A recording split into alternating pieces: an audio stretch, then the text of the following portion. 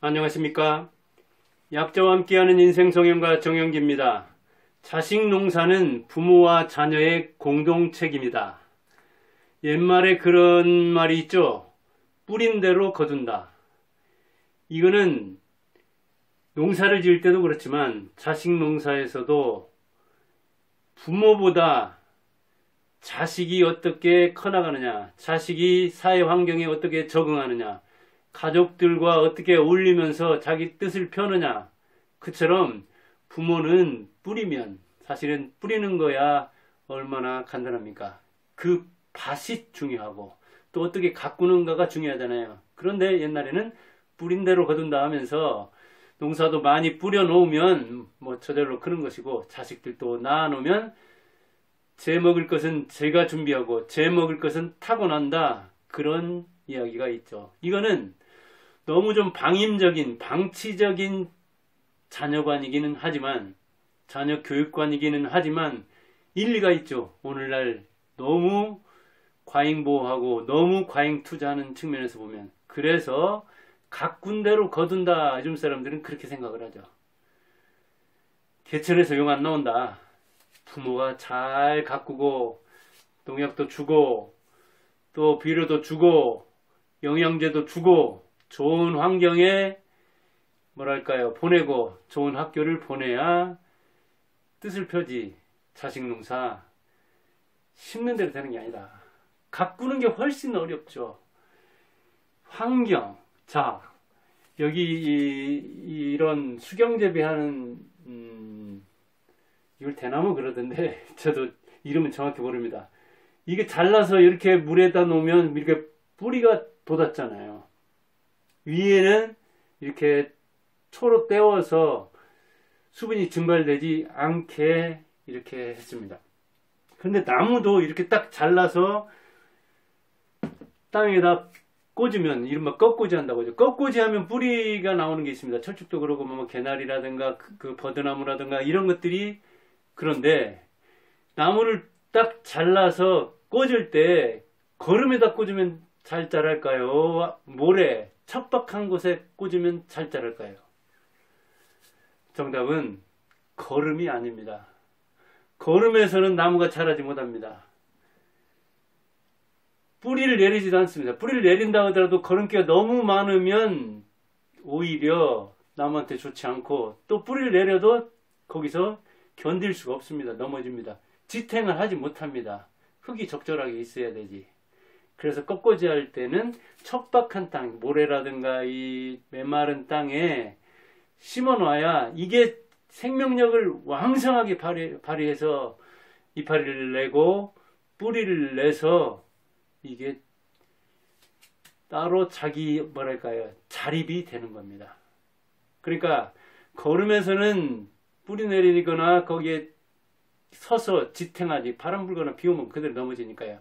자라지 못하지만 자갈밭 역시 흙이 너무 적고 그 다음에 딱딱하기 때문에 바위 위나 자갈밭에서는 또 크기 힘듭니다.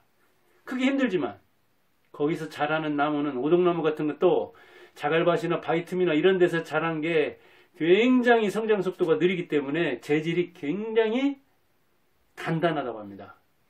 그래서 그런 데서 자란 오동나무가 명품 악기를 만들 때 쓰인다고 합니다. 그 나무 구하기가 굉장히 힘들고, 그리고 거기서 자라는 것은 옥토에서 자라는, 비옥한 땅에서 자라는 그 나무보다도 훨씬 자라는 속도가 느리기 때문에 공명도 좋고 묵직하고 아주 재질도 단단하기 때문에 좋은 악기 재료로 쓰인다고 합니다. 적절한 땅이 좋습니다. 거름기도 있고, 그 다음에 좀 땅심이라고 하죠. 이렇게 깊이도 있고, 그리고 뭐랄까요, 그 모래 기운, 그 다음에 점토 기운, 여러 땅의 재질이 섞여 있는 그런 땅이 나무가 자라기에 좋은 겁니다. 그래도 나무는 그런 곳을 선택하지 못하잖아요. 그곳에 심어야 되잖아요. 그런데 엄마들이 되게 내가 좋은 엄마 되려고 하는데 남편을 잘못 만나서 좋은 환경을 마련해 줄래야 해줄 수가 없다. 자기가 최고의 환경입니다. 이 신사임당도 신사임당 자체가 최고의 환경이요. 맹자의 어머니 맹모도 맹모 자체가 최고의 환경입니다. 그런 차원에서 보면은 자기가 마련할 수 있는 최선의 환경. 그럼 거기서 자녀는 어쩔 수 없이 뿌리를 내리고 적응을 해야 됩니다. 우리가 자녀 교육할 때 자녀가 어떻게 자랄 것인가 하고 유도하고 예측하는 것보다 중요한 것은 대응하는 것이거든요. 그때 대응해 주는 겁니다. 적절하게 자라게. 그런데 자라는 것을 봐야 되지. 꺾고지한 나무도 이를테면 꺾고지 해놓고 얼마나 뿌리가 났는가 자꾸 이렇게 뽑아본다면 이런 것도 마찬가지예요. 계속 이걸 뿌리를 흔들어 놓고 이게 물에서 제대로 자라는지 계속 들었다 놨다 들었다 하면 이게 제대로 적응하지 못하고 몸살을 앓습니다. 그게 이제 어느 정도 자기 왕성한 생명력을 발휘하게 할 수는 있지만 그 한도를 넘으면 임계치를 넘으면 죽어버립니다. 그래서 묘목도 너무 왕성하게 키우면 너무 걸음길을 많이 줘가지고 키우면 이 옮겨 심었을 때 뭐 요새 고추도 옮겨 심고 지금 동생 이제 수박 농사 시골 사는데 수박 같은 것도 옮깁니다. 그런데 조그마한 이런 그 종이컵 같은 그런 화분에 하나하나 심어가지고 그게 바로 그걸 뿌리만 이렇게 옮겨 심으면 안 되니까 흙이 들어붙어 있는 상태에서 이렇게 뭐랄까요. 착근을 잘 하도록 옮겨 심는 건데 그게 단점이 있습니다. 그 화분이라는 그 뿌리 상태, 조그마한 화분 상태가 이제 이런 데다 이렇게 하면 심었다 하면은 그 흙이 화분을 벗겨내도 뿌리를 거기에 가두는 성질이 있습니다. 그래서 그걸 떨쳐버리고 뿌리만 심으면 고추 같은 것도 처음에는 몸살을 좀 앓고 해 뜨면 시들시들하고 물도 제대로 줘야지만은 뿌리가 왕성하게 새로운 흙과 한 살이 돼버리는데 그 흙이 붙어 있는 상태로 이걸 뭐 보트 그러는데 컵에서 이렇게 꺼내서 심으면은 그게 흙이 덩어리진 그게 있어서 뿌리가 왕성하게 흙과 하나가 되지 않고 그러니까 흙과 흙이 또 하나가 돼야 되잖아요. 그러한 과정이 즉 적응은 잘하지만 살아남기에는 좋지만 다음에 뿌리를 왕성하게 내리고 그래서 뿌리를 새로 내려가지고 이게 바람에도 덜 흔들리고 그런 차원에서는 불리합니다. 그게. 그러니까 처음에 뿌리 내리고 거기에 적응하는 데는 힘들지라도 좀 뭐랄까요. 메마른 땅에서 자란 사막에다 내놔도 죽지 않을 그런 묘목을 기르는 거 자식 농사 지을 때 그런 차원을 생각한다면 자기가 아주 비옥한 환경을 마련해 주지 못하는 것에 대해서 그렇게 죄책감을 가질 필요는 없습니다. 왜? 자기가 마련할 수 있는 최선의 환경을 마련해 주면 거기서 뿌리 내려야 하는 것은 부모 목도 있지만 자녀하고 부모가 공동 책임을 져야 한다니까요. 자식 농사는. 조금 메마르게 키워야 비료 같은 것 줘도 효과가 좋고 이식했을 때 착근도 잘하고 그 다음에 뭐랄까요 병충해도 강합니다. 근데 묘목에서부터 너무 한마디로 온실 속 묘목 그러잖아요. 그러면 적응을 못합니다. 그러니까 부잣집에서 너무 부유하게 키우면 온실 속 화초 같아서 노지에 심어버리면 그냥 무서리만 내려도 시들어버리는 죽어버리는 그런 걸 볼 수가 있는. 그리고 심을 때는 어때요? 자란 다음을 생각해야 돼. 나무 같은 것도 보면 이게 관공서나 이런 데서 심는 것도 이렇게 보면 근데 뭐 이게 가로수라든가 이런 것들은 또 뭐 화초가꾸기 같은 것들 거 보면 이게 컸을 때 배추 한 포기를 심는다 하더라도 요즘 모종으로 심거든요. 간격을 어느 정도 고추 한 포기를 심더라도 컸을 때를 생각하면서 그걸 간격을 맞춰야 되는데 너무 띄워놓으면 등섬등섬해서 문제고 너무 조밀하게 심으면 이게 이제 막 엉켜가지고 줄기만 왕성하지 햇볕이 안 드니까 고추가 달린다 하더라도 잘 안 달리고 잘 붓지 않는 겁니다. 그러니까 자란 뒤를 생각해야 되는 거예요. 몇 달 뒤를. 근데 그걸 생각 못하고 너무 뭐 얕게 심는다든가 너무 빽빽이 심으면 문제가 생기는 거거든요. 자녀 역시 마찬가지입니다.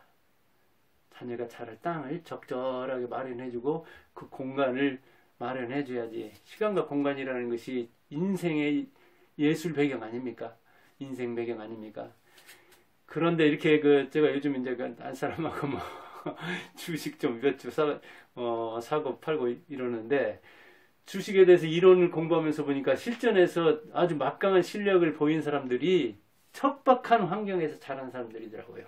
그만큼 뭐랄까요, 투자를 통해서 입신양명해야 한다는 사명감이 뚜렷해서 그런지 정말 어렵게 자란 사람들이 주식의 대가들이 많더라고요. 이런 슈퍼개미들 내지 뭐 박영옥이다 주식농부라고 하는 사람, 이 옆에 제 고향 진안 옆에 장수 사람이던데, 김영익이라든가 미래에셋 박현주라든가 요즘 선대인이라든가 이게 젊은 친구 있던데, 교대 나와서 교사하다가 그만두고 전업 투자하는 전인구라든가 이런저런 사람들 보니까 다 부모가 어렵게 자랐다든가, 부모가 일찍 돌아가셨다든가, 부모가 사고하다가 부도가 나가지고 힘들었다든가 이런저런 고난을 많이 겪었더라고요. 그러다 보니까 강인한 거예요. 혼자 살아남기 위해서 뭐랄까요, 이 설이 내리는 눈보라치는 곳에서 독야청청한 소나무처럼, 바위 틈의 낙낙장송처럼 그렇게 자란 거 아닙니까? 그러니까 부모가 볼 때는 그렇게 자라는 순간은 안타깝겠지만은, 그런 바위 틈에서 자란 게 그게 명품이 되는 겁니다. 자갈밭에서 크는 오동나무가 명품의 재료가 되는 겁니다.